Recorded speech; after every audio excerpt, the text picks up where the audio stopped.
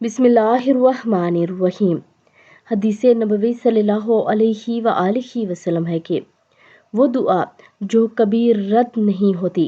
رسول اللہ صلی اللہ علیہ وآلہ وسلم کا فرمان ہے، مچھلی والے حضرت یونس علیہ السلام نے مچھلی کے پیٹ میں یہ دعا کی تھی، لا الہ الا انت سبحانک انی کنت من الظالمین، کہ تیرے سوا کوئی عبادت کے لائق نہیں، یقیناً میں ہی ظالم ہوں۔